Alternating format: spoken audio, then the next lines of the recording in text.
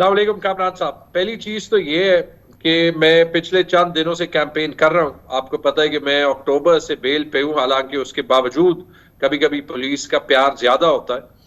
तो जो रिस्पांस मैं देख रहा हूं और जो मैं अपने कॉलीग्स के साथ नोट्स कंपेयर कर रहा हूं, जो रिस्पांस जनरली है, ये मैंने कभी नहीं देखा। ये मेरा दूसरा इलेक्शन है और मैं अपने चचा के साथ 1993 से इलेक्शंस पे कैंपेन कर रहा हूं।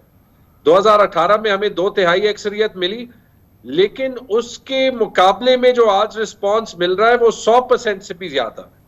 और शायद यही वजह है कि आज कोई भी जमात यहां पे पीटीआई का मुकाबला करने के लिए नहीं तैयार। हमारे पास पुराने कैंडिडेट्स भी हैं, हमारे पास बहुत सा फ्रेश ब्लड भी है, हमारे वर्कर्स हैं जिनको टिकट्स मिले। बल्कि हमें चैलेंज यही था कि बहुत से हलकों पे बहुत से उम्मीदवार जो है वो हकदार थे।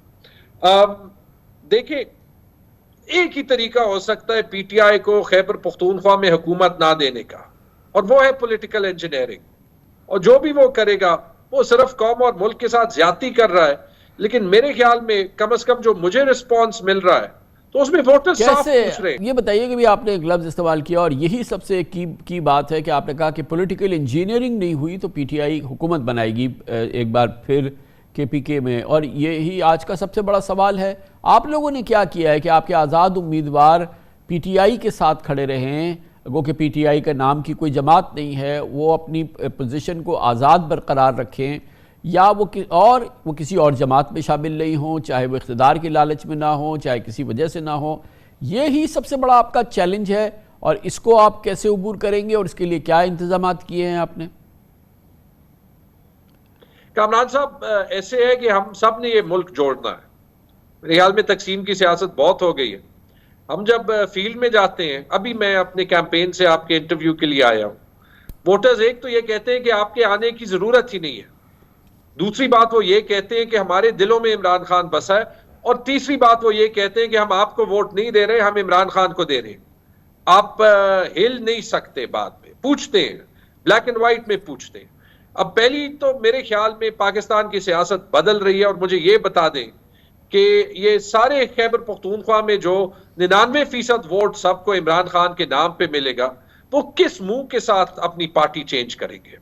इसका सबूत आपने पिछले 8 महीनों में भी देख लिया। खैबर पख्तूनख्वा इमरान खान के साथ खड़ी रही क्योंकि हमारे वोटर्स हमें कहीं जाने नहीं दे रहे थे। अगर किसी का ख्याल भी था, उसको अवाम से बड़ा क्लियर मैसेज था।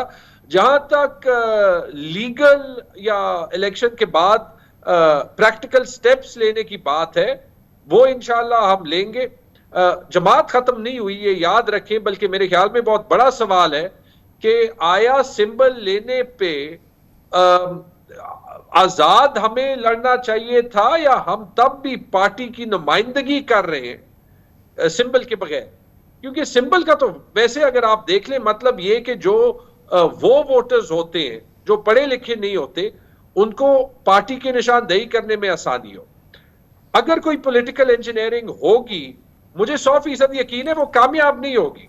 खटक साहब ये दावा कर ही नहीं सकते जब उनके पास सिर्फ 7 कौमी असेंबली की सीटों पे उम्मीदवार है कि उनकी पार्टी सूबे में किसी पोजीशन पे भी है। वो बेसिकली ये कह रहे हैं कि वो हॉर्स ट्रेडिंग के थ्रू वजीर आला बनेंगे, और खैबर पख्तूनख्वा की अवाम ये नहीं एक्सेप्ट करेगा।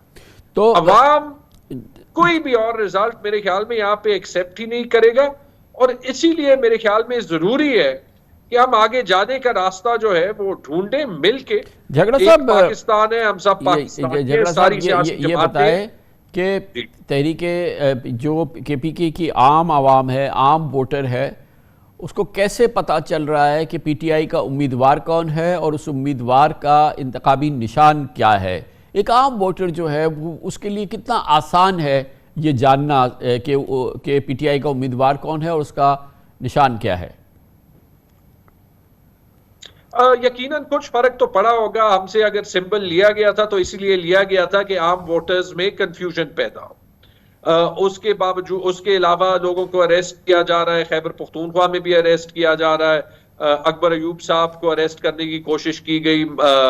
एबटाबाद में हमारे कैंडिडेट्स को अरेस्ट किया गया। 90% आम वोटर्स को पता है। ये 2024 है, 1985 नहीं है।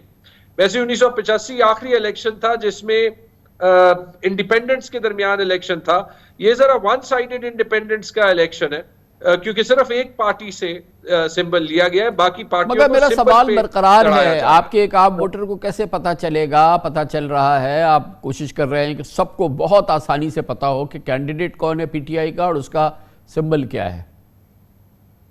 मैं जब कैंपेन पे जाता हूं तो मैं लोगों से पूछता हूं, बताता नहीं हूं, पूछता हूं।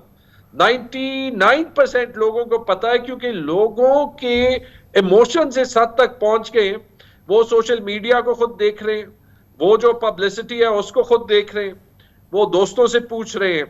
ये 2024 है, सोशल मीडिया का जमाना है। आखिरी 3-4 दिन में सोशल मीडिया इंटरनेट बंद भी कर दे, जो आजकल जो है वो आईटी मिनिस्टर की स्पेशलिटी लग रही है, तो उससे भी फर्क नहीं पड़ेगा, काम हो चुका है। जो एक चैलेंज है जो मेरे पेशावर में तो हमने 100% सॉल्व कर दिया, वो ये है कि 2 कैंडिडेट्स एक दूसरे के सामने ना खड़े हो, और वो जहां जहां पे है वो सॉल्व करने की कोशिश कर रहे हैं।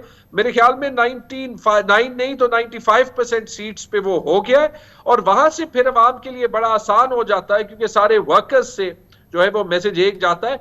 याद रखिए कि यहां पे सारी अवाम इमरान खान के साथ खड़ी है, सिर्फ वर्कर्स वोट नहीं मांग रहे, अवाम जो है वो खुद से पूछ रहे हैं कि इमरान खान का कैंडिडेट कौन है, उसका सबूत क्या है, और वो जब उनको यकीन हो जाता है तो वो जो है वो आगे चलते हैं। मेरे ख्याल में कोई मुश्किल इंशाल्लाह इसमें नहीं होगी। और बाकी फिर जाहिर है कि इलेक्शन के दिन बड़ी मोबिलाइजेशन की ज़रूरत होती है। लोगों को, हमारे यहाँ ट्रेडिशन है, घरों से लाया जाता है, उनको फीड किया जाता है, और फिर पोलिंग एजेंट्स चाहिए होते हैं, पूरा एक निज़ाम चाहिए होता है जिसमें कि हज़ारों आपको वॉलंटियर्स चाहिए होते हैं। उसकी तैयारी है आपकी? जी है, और बातें सुनने में भी आ रही हैं कि उसमें मुश्किलात जो है वो पेश हो जाएंगी, पोलिंग एजेंट्स गायब हो जाएंगे। वैसे हमने एक अंदाजा लगाया है कितने लोगों को आप गायब करेंगे या कितनी मुश्किलात आप पैदा करेंगे।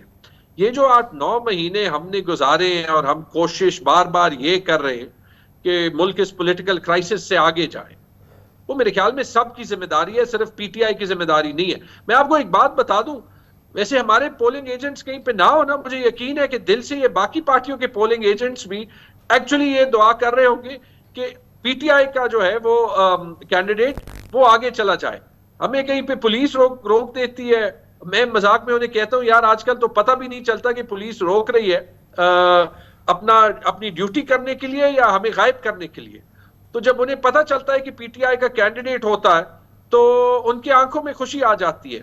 इसीलिए तो जो ये ऊपर से जुल्म कर रहे हैं, आईजी हो गए, चीफ सेक्रेटरी हो गए, या सीनियर अफसरान हो गए, जिनका काम है इम्पार्शल रहना, वो अपने इदारों के साथ भी जुल्म कर रहे हैं, क्योंकि एक सिंपैथी डेवलप हो गई है। सबको पता चल जाता है कि नाइंसाफी कौन कर रहा है और नाइंसाफी किसके साथ हो रही है।